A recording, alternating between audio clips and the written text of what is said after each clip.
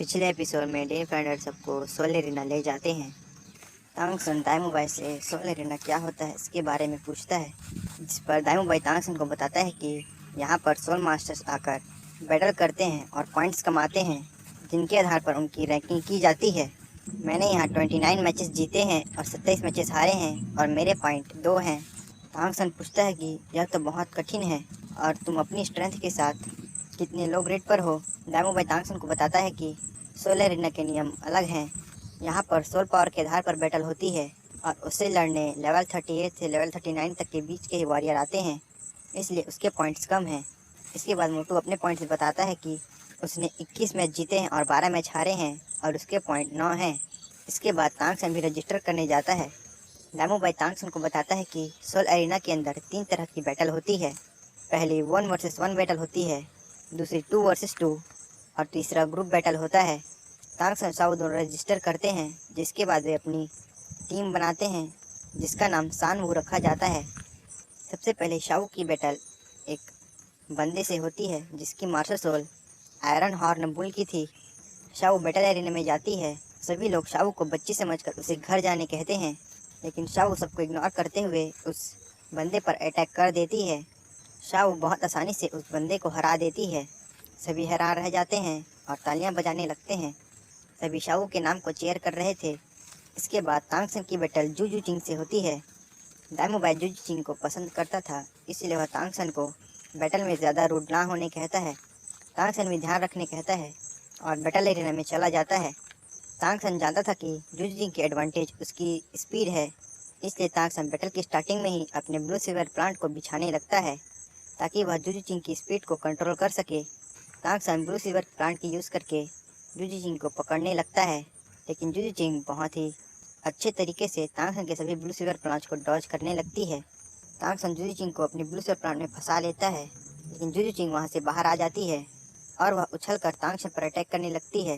दाइमुबाई समझ जाता है कि तांगसन ने ट्रैप बिछाया है और उसने ब्लू सिल्वर प्लांट को जूजू चिंग की स्पीड को कंट्रोल करने के लिए नहीं, बल्कि जब वह जूजू चिंग को हवा में होगी तब उसे पकड़ने के लिए अपने ब्लू सिल्वर प्लांट को एरिना में बिछा रहा था। जैसे ही जूजू चिंग तांगसन पर हवा में अटैक करती है, नीचे से सभी ब्लू सिल्वर प्लांट जूजू चिंग को पकड़ लेती है, जिससे जूजू चिंग खुद को छुड़ा नहीं पाती है और अपनी हार मान लेती है। तांगसन को विनर अनाउंस कर दिया जाता है। जूजू चिंग निराश होकर बैटल लेने से बाहर चली जाती है। दाइमुबाई जूजू चिंग को सांत्वना देता है कि तुम्हारी खूबी पेड़ों पर उछलकर और चुप कर वार करने की है और यह एक प्लेन अरीना था, इसलिए तुम्हें निराश नहीं होना चाहिए। अगर यह कोई फॉरेस्ट होता तो तांगसन तुम्हें इतनी आसानी से नहीं हरा पाता। थोड़ी देर बाद 2 वर्सेस 2 की अनाउंसमेंट होती है, जिसमें तांगसन और शाओ की टीम की लड़ाई आयरन ब्रदर टीम की 2 भाइयों से होने वाली थी। तांगसन और शाओ बैटल एरिना में चले जाते हैं। सभी आयरन ब्रदर को चीयर कर रहे थे। दोनों भाइयों की मास्टर सोल हैमर की थी। एक का नाम आयरन टाइगर और एक का नाम आयरन ड्रैगन था। दोनों अपने सामने 2 छोटे बच्चों को लड़ता देख हैरान रह जाते हैं। तांगसन सबसे पहले अपनी ब्लू सिल्वर प्लांट का यूज़ करके दोनों भाइयों को पकड़ने की कोशिश करता है, लेकिन वे दोनों आसानी से तांगसन के ब्लू सिल्वर प्लांट को तोड़ देते हैं। जिसके बाद वे तांगसन और शाओ पर अटैक करने चले जाते हैं। शाओ उन दोनों के अटैक को ब्लॉक कर देती है। जिसके बाद तांगसन अपने ब्लू सिल्वर प्लांट का यूज़ करके उन दोनों को ब्लू सिल्वर प्लांट से पकड़ लेता है। तांगसन ने इसमें अपनी सेकंड स्पिरिट रिंग का यूज़ किया था, जो कि हॉन्टेड वाइन थी। यह हॉन्टेड वाइन बॉडी के अंदर से ग्रो हो रही थी, जिसकी वजह से आयरन ब्रदर मूव नहीं कर पाते हैं, लेकिन वे अपना हैमर तांगसन और शाओ की तरफ फेंक कर मारते हैं। तांगसन शाओ को बचाने के लिए हैमर को ब्लॉक करता है, जिससे उसे चोट लग जाती है और वह घायल हो जाता है। तांगसन को घायल देख शाओ को गुस्सा आ जाता है और वह उन दोनों भाइयों पर अपने ब्लेड से अटैक करती है। तांगसन जानता था कि अगर शाओ का ब्लेड उन दोनों को लगा तो वो दोनों जान से मारे जाएंगे, इसलिए तांगसन अपने हिडन वेपन का यूज़ करके शाओ के हिडन वेपन्स को डिफ्लेक्ट कर देता है। दोनों भाई तांगसन और शाओ की पावर देखकर सरेंडर कर देते हैं और अपनी हार मान लेते हैं। जिसके बाद तांगसन और शाओ की टीम को विनर अनाउंस कर दिया जाता है। तांगसन और शाओ बैटल एरिना के बाहर आते हैं, जहां पर दाइमुबाई, वांग जून और जूजू चिंग खड़े थे। तांगसन दाइमुबाई से डीन के बारे में पूछता है, जिस पर दाइमुबाई बताता है कि डीन फाइंडर बहुत पहले ही यहाँ से चले गए हैं। दाइमुबाई ने जूजू चिंग को प्रपोज करने का प्लान बनाया था और यह बात मोटू सबके सामने कह देता है, जिससे दाइमुबाई की बेइज्जती हो जाती है और जूजू चिंग दाइमुबाई को लोफर करके वहाँ से चली जाती है। तांगसन अभी भी घायल था। शाओ पूछती है कि क्या तुम्हें अभी भी दर्द हो रहा है, जिस पर तांगसन खुद को ठीक बताता है लेकिन अभी भी तांगसन की चेस्ट में दर्द हो रहा था। इसके बाद दोनों श्रेक एकेडमी के लिए निकल जाते हैं। कुछ देर बाद वे श्रेक एकेडमी पहुंच जाते हैं, जहां पर दाइमुबाई निंगरोंग से झगड़ा कर रहा था। अभी भी निंगरोंग दाइमुबाई से बहुत बदतमीजी से बात कर रही थी। दाइमुबाई को गुस्सा आ जाता है और वह निंगरोंग को जान से मारने उसके पास जाने लगता है। तांगसन दाइमुबाई को रोकता है और कहता है कि हम सब क्लासमेट्स हैं, इसलिए गुस्सा थूक दो। दाइमुबाई भी तांगसन की बात मानकर वहां से चला जाता है और निंगरोंग को कहता है कि अगर फिर से तुमने अगर मुझे गुस्सा दिलाया तो तुम्हें बिल्कुल भी रिस्पेक्ट नहीं दिखाऊंगा। इसके बाद निंगरोंग अपने घमंडी स्वभाव से तांगसन से कहती है कि तुम जाकर दाइमुबाई को मार दो। अगर तुम दाइमुबाई को मार दोगे तो हमारी ट्राइब तुम्हें बहुत सारा पैसा देगी और हर समय तुम्हारी मदद करेगी और तुम्हें हमारी ट्राइब में एक ऑनरशिप भी मिलेगी।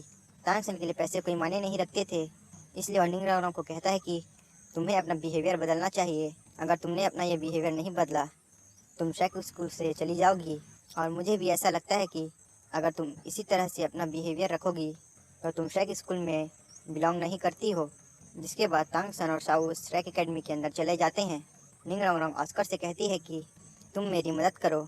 अब ऑस्कर भी निंगरोंग को मना कर देता है, जिस पर निंगरोंग ऑस्कर से कहती है कि तुम तो मुझे पसंद करते हो फिर भी मेरी साइड नहीं ले रहे हो। जिस पर ऑस्कर निंगरोंग से कहता है कि मैं निंगरोंग को पसंद करता हूँ, लेकिन अब मुझे भी लगने लगा है कि मैं कीबा एम्बर ट्राइब की लिटिल प्रिंसेस के लायक नहीं हूँ और तुम्हारी ट्राइब के सामने हम सब तुच्छ से व्यक्ति हैं। निंगरोंग भी समझ जाती है। ऑस्कर निंगरोंग से कहता है कि अगर तुमने सच में अपना बिहेवियर नहीं बदला तो तुम कभी भी फ्रेंड्स नहीं बना पाओगी और हमेशा अकेली ही रह जाओगी। निंगरोंग को बुरा लगता है और वह रोने लगती है। अगले दिन डीन फ्राइंडर सबको बुलाते हैं। निंगरोंग पहले से ही वहाँ पर मौजूद थी, जिसके बाद बाकी सब भी वहाँ आ जाते हैं। डीन फ्राइंडर तांगसन से पूछता है कि ऑस्कर कहाँ पर है। तांगसन बताता है कि ऑस्कर मेडिटेट कर रहा था। डीन फ्राइंडर तांगसन को ऑस्कर को बुलाने कहता है, जिसके बाद ऑस्कर वहाँ आता है। डीन फ्राइंडर ऑस्कर से पूछता है कि क्या तुम पनिशमेंट के लिए तैयार हो। ऑस्कर खुश होते हुए डीन फ्राइंडर को बताता है कि उसने लेवल 30 में ब्रेक थ्रू कर लिया है। डीन फ्राइंडर खुश हो जाता है और कहता है कि ऑस्कर, मैं तुम्हारे बारे में गलत नहीं था और तुम दूसरे हो जिसने लेवल 30 में ब्रेक थ्रू किया है। इसके बाद डीन फ्राइंडर ऑस्कर को उसकी सोल स्किल यूज़ करने कहता है और कहता है कि जल्दी से सॉसेज बनाओ। इसके बाद डीन फ्राइंडर सबसे कहता है कि आज तुम लोगों का टास्क है कि तुम सब ऑस्कर के टेस्टी सॉसेज खाओ। सभी हैरान रह जाते हैं। शाओ डीन फ्राइंडर से पूछती है कि ये किस तरह का टास्क है, जिसके बाद डीन फ्राइंडर बताता है कि ये एक एडेप्टिंग ट्रेनिंग है।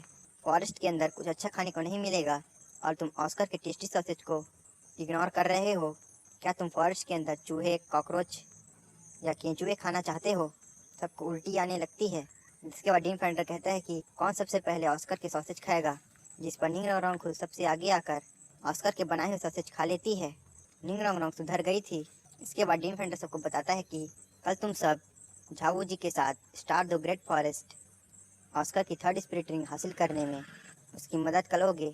अगले दिन सभी झावू जी के साथ स्टार द ग्रेट फॉरेस्ट जाने के लिए तैयार हो जाते हैं।